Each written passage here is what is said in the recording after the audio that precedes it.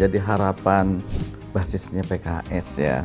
Harapannya PKS bisa memimpin kembali di Jawa Barat.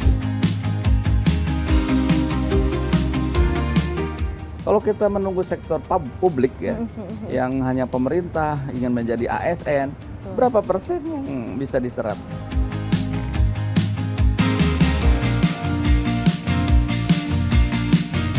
Jawa Barat maju, beteng rahayat baluncir. Sejahtera.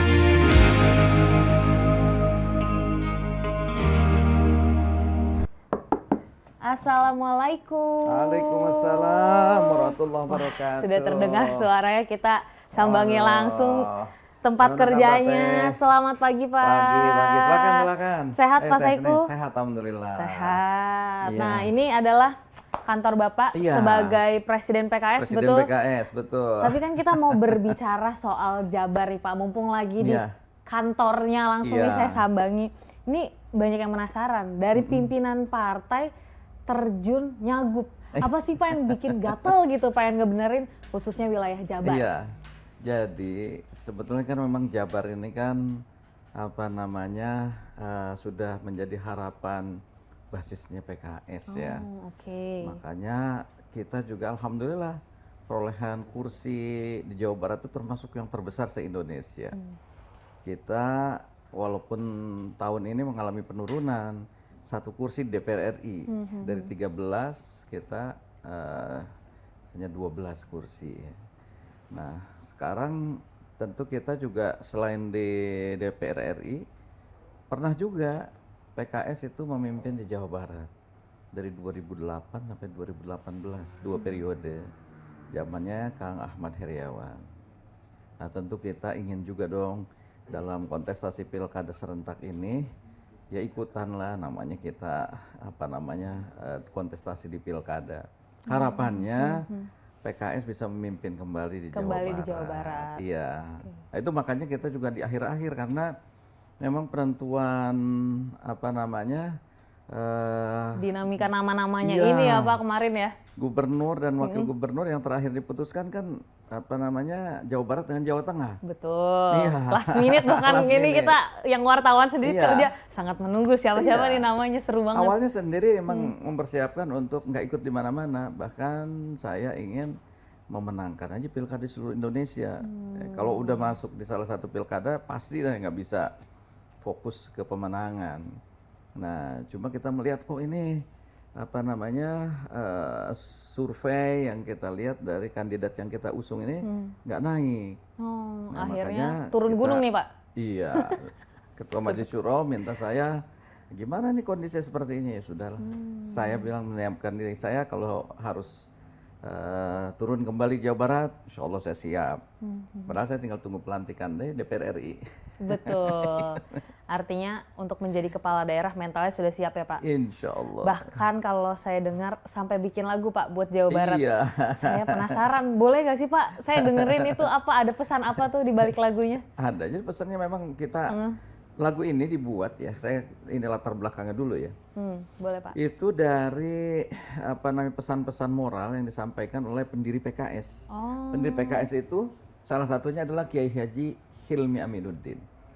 Beliau dalam satu kesempatan berpesan bukan hanya pada saya, pada kader-kader di Jawa Barat, bahwa PKS ini harus membuat satu momentum, apakah itu perkotaan atau di provinsi, semacam city on the hill, gitu ya. Jadi ya yang menjadi kota percontohan lah begitu kira-kira. Nah, sampai beliau merinci apa sungguhnya ciri dari city on the hill itu ya. Nah, sebutkan ada 5 hal yang beliau ungkapkan bahwa pertama jalan-jalanna lalecir. Wah, Nah, kalau untuk Jawa Barat, jadi saya ini kan ke semua ke Jawa Barat. Jawa Barat jalan-jalanna lalecir, jalannya mulus, infrastrukturnya bagus. Karena dengan mobilitas orang dan barang akhirnya cepat, nah, itu akan berdampak pada perekonomian akan meningkat. Kalau perekonomian meningkat, artinya apa? Rizkina gampil diangkir, rezekinya mudah didapat. Iya. pendapatan masyarakat akan naik dan seterusnya. Nah, kalau sudah begitu maka rakyatnya akan sejahtera. Nah, itu akan dibuktikan dengan beteng rahayat baluncir. Yang ketiga, artinya kenyang. Ya, kenyang, perutnya kenyang. Perutnya masyarakat tuh gemuk-gemuk. Bukan karena busung lapar, tapi karena pertanda sejahtera. sejahtera itu ya iya. Pak ya. Nah, kalau seperti itu tinggal dua hal lagi. Yang pertama adalah rahayat gampil diajak mikir. Kalau udah masyarakat sejahtera, mudah masyarakat diajak berpikir, nggak perlu demo apa segala macam, diskusikan aja, duduk bareng, atau FGD kalau dalam jumlah yang besar, cari pemecahan masalahnya. Itu artinya di sini mencerminkan iptek bahwa orang juga udah punya pengetahuan. Ya, dengan pengetahuan yang memadai orang bisa diajak dialog, diajak berpikir gitu. Tidak perlu lagi di lapangan gontok-gontokan sampai ramai gitu ya Pak ya. Nah, satu hal terakhir yaitu rakyatnya senang berzikir, tenang berzikir. Ternyata Bapak juga punya bakat menjadi musisi ya Pak? Alhamdulillah. Selain ternyata bisa memimpin, bisa jadi musisi. Kalau saya pengen denger boleh nggak sih Pak? Boleh. Lagunya? Lagu utuhnya atau lagu saya utuhnya? Boleh. Sambil Bapak nyanyi juga boleh Pak? Iya. Kita dengarkan suara musisi dari PKS nih. Iya, saya ini dulu ya. Boleh. Setting dulu. Boleh. Mohon maaf nih agak lama. Tapi proses bikin lagunya cukup lama Pak? Apa langsung wah kepikiran ditulis jadi lirik gitu? Cuma lumayan cukup lama. Sebetulnya lagu ini juga yang sudah agak lama saya buat. Nah ini. Ini yang apanya nih? Sambil dinyanyikan Pak. Nanti. Nah. Menggait siapa Pak ini yang menyanyi? Sendiri. Suara boleh Bapak kamu sama Sisil juga mau? Saya nggak hafal lirik ya.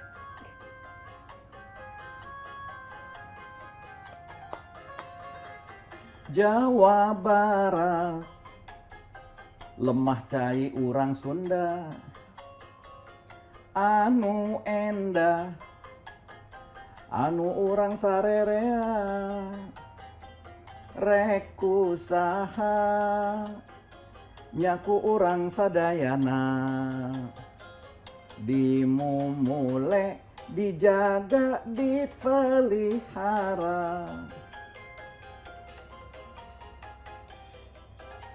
Gitu kira-kira. Kira-kira seperti itu. Wah, tepuk tangan semua yang ada di sini boleh. Nah, 5 hal ini yang kemudian saya masukkan ya. Satu lirik ini berikutnya. Oh, ini yang penting Pak, gongnya nih. Jawa Barat maju jalan-jalan ala lecir.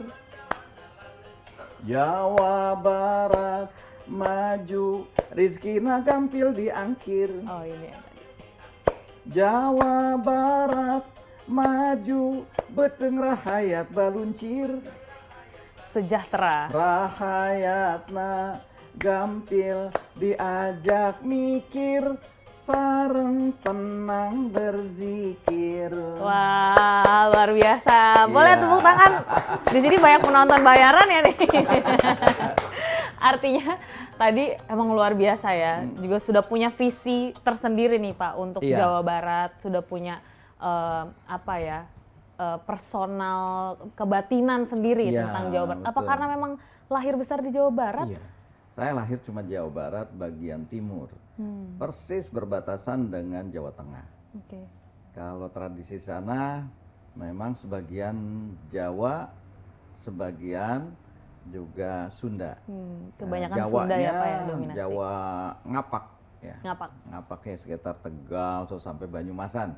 Ya, kata orang sana ngapak juga. Orang ngapak, orang kepenak. Ya, kalau nggak ngapak nggak enak. Nggak enak gitu. Ya. Jadi harus dipimpin sama yang ngapak gitu Pak.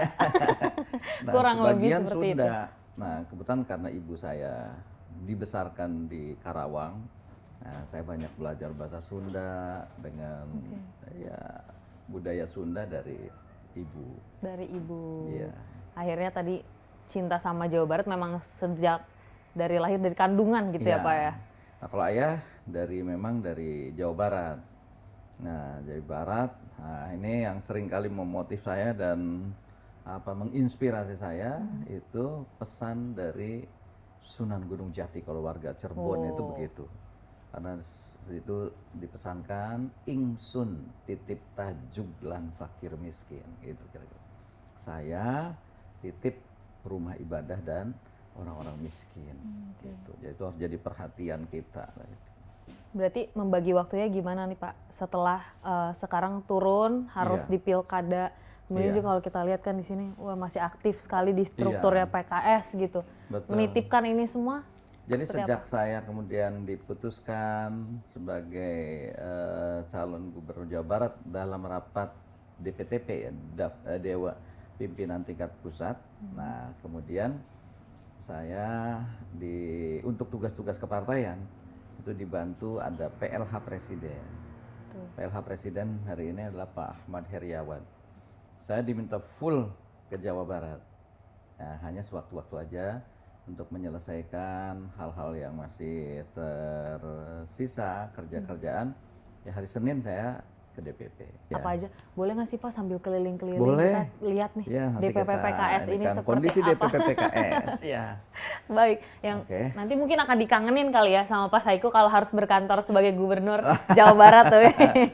Amin. Amin. Terima kasih Pak, kita boleh main ke sini. Kita keliling-keliling dulu. Nah. Pak, kalau di sini tempat favoritnya di mana nih Pak? Tempat favoritnya ada beberapa tempat. Semuanya sebenarnya favorit semua. Ini ada satu kenangan saya ketika kemarin ke Australia, diberi kenang-kenangan bumerang dari senator di sana yang kemudian jadi menteri juga, beliau menteri kesehatan. Ya.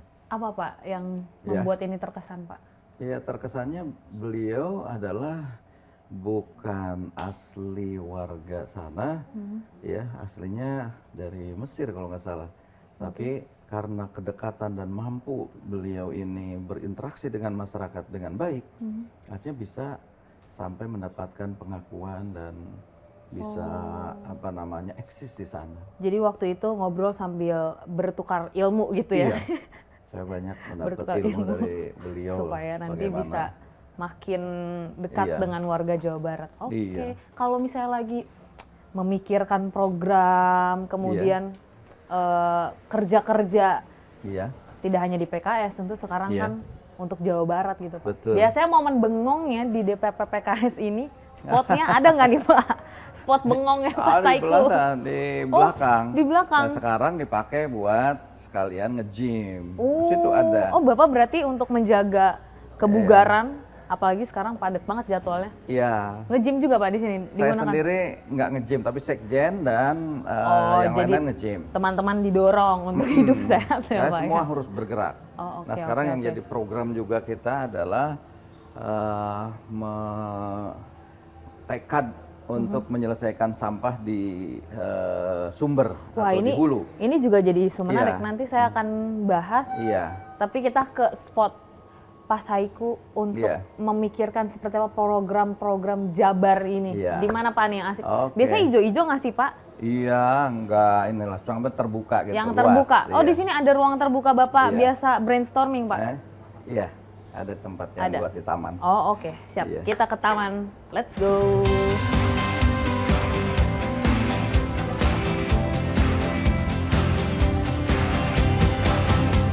Wah, ini sudah ada satu spot yang hijau-hijau, segar-segar. Iya, sampai ada ikan, kalau kita ikan. mencari inspirasi. Mencari inspirasi. Ya, sambil melihat ikan koi. Dan ini taman yang dibuat oleh teman-teman. Taman, Pak. Semua suka taman. Apa ini? Semua suka taman. Artinya kita memang sambil mempromosikan pentingnya kita menjaga dan memiliki taman yang untuk kita mencari inspirasi-inspirasi. Ini dengan kita mengelola lahan dengan baik jadi hijau gini akhirnya lahir inspirasi gitu ya.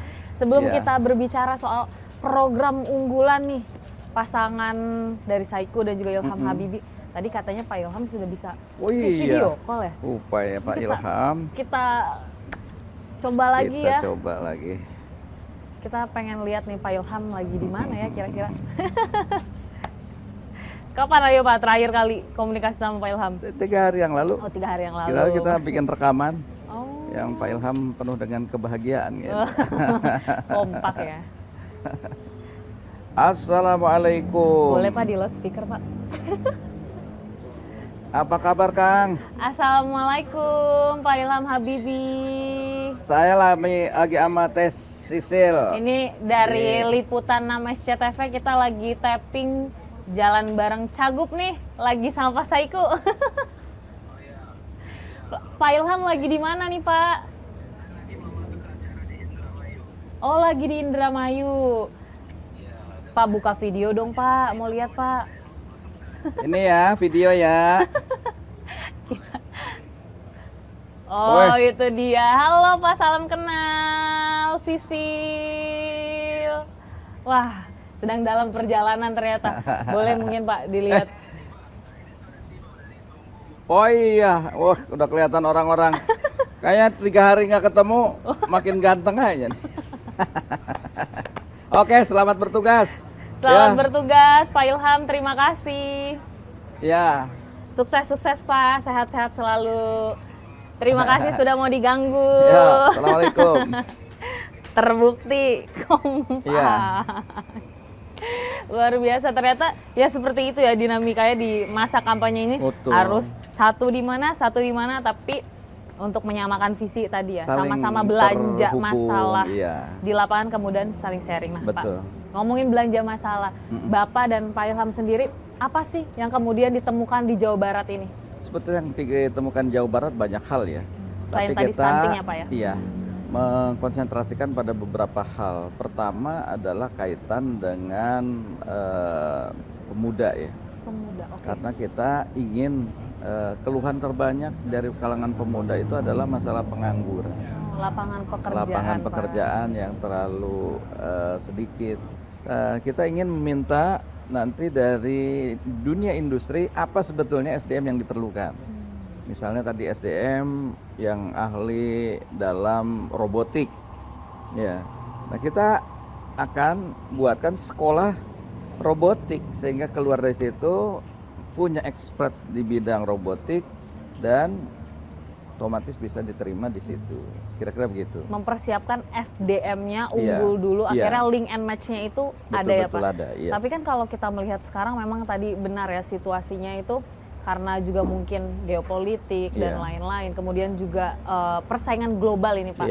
Yang namanya kesempatan kerja apalagi bagi generasi penerus Gen Z gitu. Bagaimana sekarang Pak gitu untuk menghadapi, belum lagi mungkin di sektor-sektor tertentu juga sekarang lagi banyak badai PHK gitu. Betul. Loh, Pak. Makanya itu kita memberikan adalah edukasi dan pembekalan expert ya.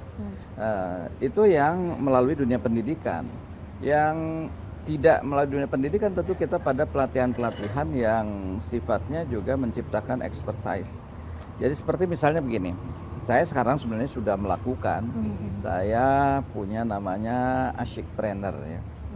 Asyikpreneur ini salah satu kegiatannya adalah melakukan edukasi kepada anak-anak muda untuk melakukan misalnya digital marketing.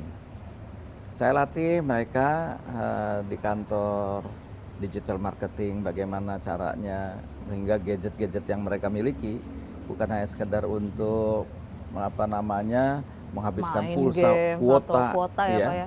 Tapi bisa menghasilkan uang. Nah, saya ajak setelah mereka tahu secara penggunaan gadget untuk digital marketing, saya ajak mereka ke industri-industri. Misalnya ke Tajur industri tas, kemudian ke industri alat kesehatan. Ya mereka akan melihat mana kira-kira yang sesuai dengan fashion mereka kan. Oke, potensi-potensi itu dilihat langsung oleh anak muda langsung, gitu ya Pak? Iya, dan nyatanya memang mereka ada yang kemudian malah udah langsung terkoneksi. Begitu masuk ke toko tas, kenalan dengan ownernya, setelah itu gimana cara menjadi reseller. Pulang dari toko tas ada sebagian yang justru menjadi reseller tas. Oh, akhirnya langsung malah mendapatkan link and match itu akhirnya nyata. Nah, saya kira kondisi seperti ini dalam situasi di pemerintah itu lebih potensial lagi untuk menyambungkan, melingkan karena punya power dan kekuasaan. Oke. Nah, itu berarti untuk Gen Z ataupun generasi kelompok yang siap bekerja ini nggak perlu takut gitu Pak? Nggak perlu takut. Jadi nggak harus sektor formal berarti ya? Nggak, kalau ada kita yang tadi, UMKM. Iya, kalau kita menunggu sektor publik ya, yang hanya pemerintah ingin menjadi ASN, berapa persen yang bisa diserap? Nah, karena itu justru harus membuka sebanyak mungkin lapangan kerja dari sektor yang informal, yang jauh lebih terbuka. Sekarang apa yang Bapak dapatkan ketika belanja masalah, kemudian ada solusi apa nih Pak? Yang dirasakan sekarang ini adalah kaitan dengan lingkungan hidup, khususnya kesulitan satu kota untuk membuang sampahnya. Ya, nah, sementara pembuangan sampah yang lintas ya antar kota itu ya belum kunjung terwujud. Sebetulnya sudah diinisiasi untuk dibuatkan. Ya, tapi ya masih terkendala. Nah, ini yang akan kita jadikan prioritas untuk kita selesaikan. Saya sendiri berusaha tadi menggunakan penyelesaian sampah ini pertama dari sumbernya. Ya, sehingga saya hari ini mencoba menyelesaikan sampah di DPP ini, ya nggak usah buang kemana-mana. Kita selesaikan, dihabiskan, dihancurkan di. Ada Pak ilmunya di sini. Ada. Bisa kita lihat Pak. Bisa kita curi ilmu itu Pak. Bisa. Boleh. Tenang aja. Oke, ada di mana Pak? Ada apa tempatnya ada, itu untuk tempatnya pengolahan? kita pengolahan sampahnya ada, dan itu memang kuncinya pada kedisiplinan. Disiplin memilah sampah, disiplin untuk tadi menghancurkan sampah. Nah, ini yang harus menjadi prioritas karena volume sampah ketika nggak dikelola dengan baik jadi mengganggu masyarakat, bau ya, atau juga merusak tumpukan ya, Pak, yang merusak lingkungan. Nah, tapi kalau itu dikelola dengan baik, ya persis sama dengan siklus yang ada pada diri kita. Diri kita juga menghasilkan sampah, tapi terkelola dengan baik, dibuang di mana, apa yang harus dilakukan, sehat-sehat. Baiklah, sebagai warga negara yang baik, saya mau belajar nih Pak mengolah sampah. Iya, boleh. Boleh saya diajarkan? Boleh. Oke, kita belajar dari suhu. Nah,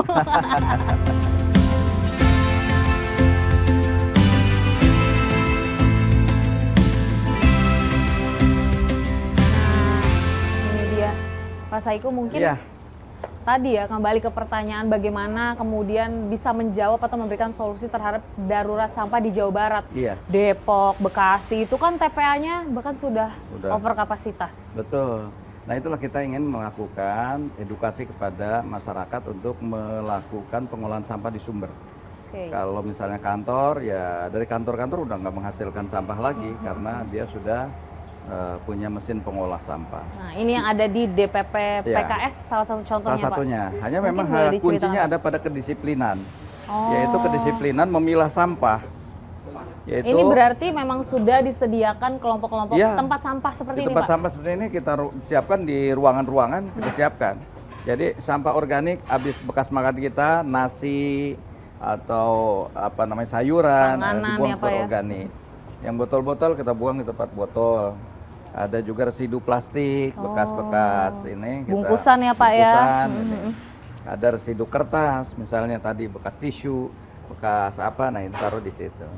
Nah, dari situ kemudian dibawalah ke tempat pengolahan sampah sini.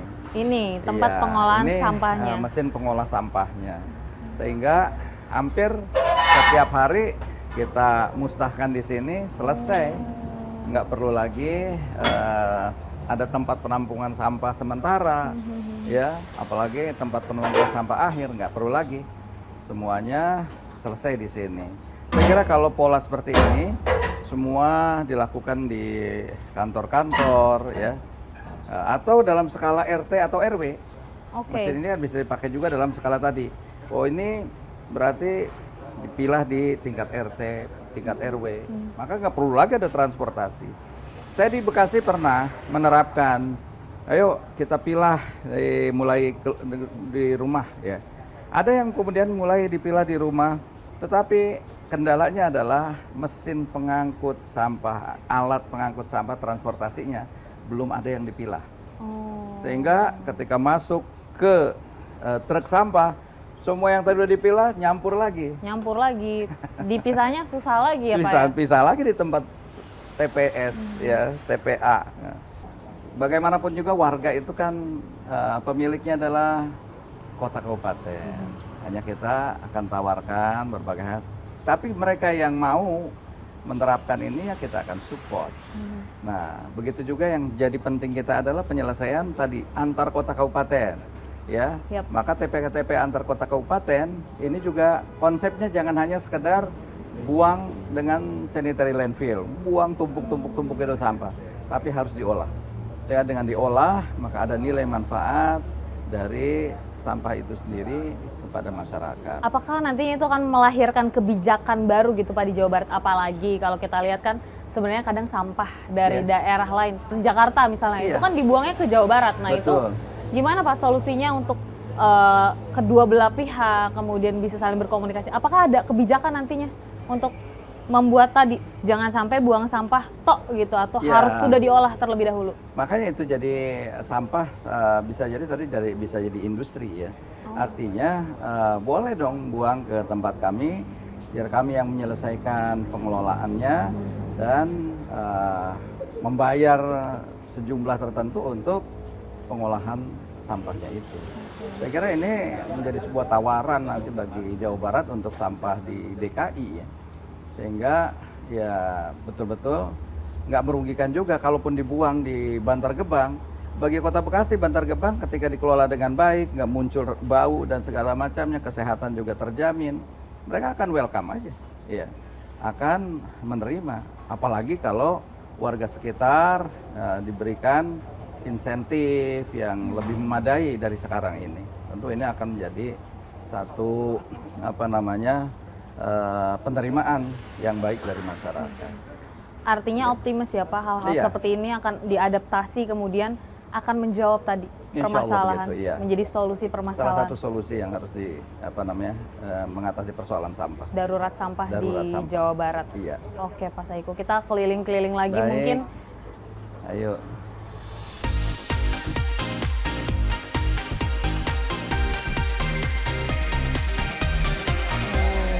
Namanya ruangan NDCC, National Data Command Center. National Data, untuk mengawal suara pemilih. Jadi disinilah data-data kita betul-betul dari berbagai daerah terkumpul dan untuk dimonitoring oleh pimpinan partai. Kayak gimana tuh Pak? Jadi kira-kira? Ini data yang bisa kita sajikan. Ini misalnya jumlah saksi pemilu. Nah, ini kita punya jumlah saksi pemilu yang siap berapa, jumlah TPS-nya berapa, atau angka-angka nanti hasil pemilu pilpres, hasil pemilu, atau nanti pilkada, hasil pilkada, itu bisa langsung termonitor dari ruangan ini. Di seluruh daerah di seluruh ini, daerah. Menampilkan di seluruh daerah. Di seluruh daerah. Dan alhamdulillah dari perkembangan ini, kemarin di pemilu 2024 kemarin kita mampu menyiapkan saksi di 82% TPS dengan jumlah saksi sebesar 92%. Jadi ada yang satu TPS saksinya 2. Nah, jadi total TPS yang kita bisa ada saksinya ada 82% TPS dari sekitar 82.000 TPS ya. Artinya nanti NDCC ini ketika pilkada akan juga seperti itu ya Pak, mengawal suara pemilih ya? Betul. Sini akan menjadi pusat monitoring perhitungan suara. Sehingga perkembangannya itu dinamikanya terlihat betul. Nah ini juga yang jadi menarik begitu ya ketika berkontestasi di Pilkada Jabar tentunya untuk meraup suara. Ini kan saingannya juga cukup banyak nih Pak. Kemudian bagaimana Bapak menyikapi ini, kemudian juga tadi ya kalau kita lihat dengan program-programnya gitu, dan melihat hasil survei Pak, mungkin salah satunya dari Poltreking sekarang masih di angka 11%, mengejarnya bagaimana nih Pak? Jadi upaya untuk mengejar itu ya tentu pertama kita ingin pengenalan ini selain tadi people intensif, ketemu langsung, juga kita tentu memanfaatkan platform yang tersedia untuk media sosial ya. Makanya saya juga mulai dengan Facebook, dengan Twitter, dengan Instagram maupun TikTok itu kita manfaatkan. tentu untuk pengenalan terhadap khususnya Gen Z ya dan pemilih muda gitu ya Pak, seperti saya.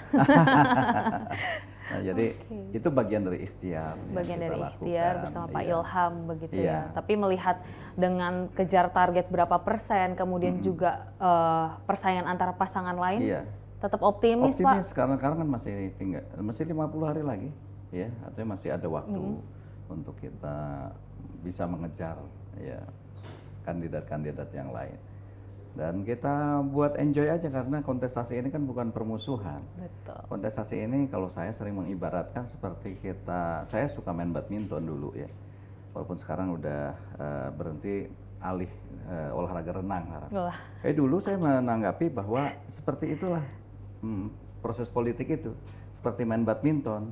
Ya kadang-kadang kita dengan berpasangan, tapi kadang-kadang kita menjadi sparring partner main kita. Tapi yang sparring partner kita bukan musuh kita. Kalau nggak ada itu, ya kita nggak bisa main olahraga. Iya.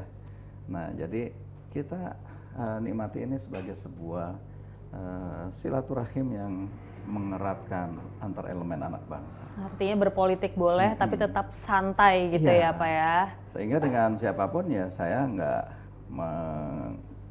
mengedepankan konsep permusuhan ya. Jadi justru dengan silaturahim dan kebersamaan. Nah, akhirnya dulu apa? Saya 2008 itu berhadapan dengan ini di Pak Wali di kontestasi pilkada. Tetapi 2013-nya Pak Wali mengajak saya jadi calon wakilnya. Malah berpartner. Tadi ya konsep partner itu ya Pak ya. Konsepnya saya kira pertemanan yang memang harus kita kembangkan sehingga ini nggak diwarnai dengan black campaign lah apa segala macam, karena bisa jadi ke depan kita akan berpartner. Artinya masih ada beberapa hari ini akan turun tadi intens dengan masyarakat belanja masalah dan optimis ya Pak? Insya Allah. Insya Allah optimis. Yang penting ikhtiar kita sudah optimal. Oke Pak Saiku, terima kasih nih udah sama-sama. Diajak ngobrol banyak hal. Ini kita udah boleh berkeliling. Tadi juga saya dapat ilmu bagaimana jadi warga negara yang baik untuk mengolah sampah. Semoga Pak Saiku sehat selalu, sukses bersama Pak Ilham Habibie di Jabar. Kemudian juga kita sama-sama berdoa ya Pak ya. Semoga pilkada serentak ini sama seperti harapan Pak Saiku ini bisa berlangsung damai. Baiklah, saya Priscilia Claudia mewakili tim yang bertugas pamit undur diri. Sampai jumpa dan salam Asia TV.